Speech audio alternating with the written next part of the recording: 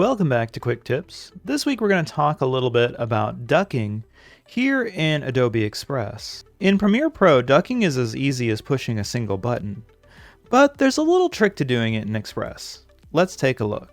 Here you can see that I have my video with an intro and then me speaking. And what I want to happen is I want the audio to play loudly at the beginning and then duck down or go quieter here when I'm speaking. So the first thing I need to do is add an audio track. I'm going to upload a track that I created in Suno and select open. When I push play, it will sound great for the intro, but listen to what happens when I start talking.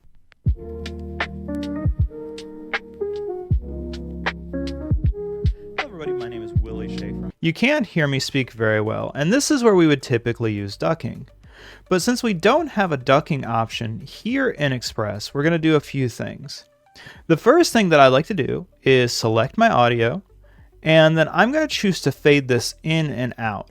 And that's going to give me a little bit of a fade at the beginning and at the end of my video. The next thing I want to do to make this duck happen is I want to bring my cursor over right at about the start of my transition, right click on my audio, and select split. Now I have two audio tracks. And if I select the second track here, I can turn the volume down. I'm going to turn this down to about 10%. Now let's take a listen to what happens when I play this video again.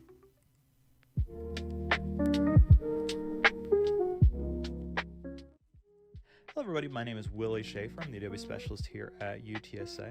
Worked here for about the past 5 years. It's much easier to hear me, and if I want to adjust it, I can always come back and adjust that volume further. As you can see, it's a little bit different than if you're used to editing in Premiere Pro, but it's not that hard to duck your audio and make your videos sound even better. Well, that's it for this week. Hope to see you again next week for another quick tip.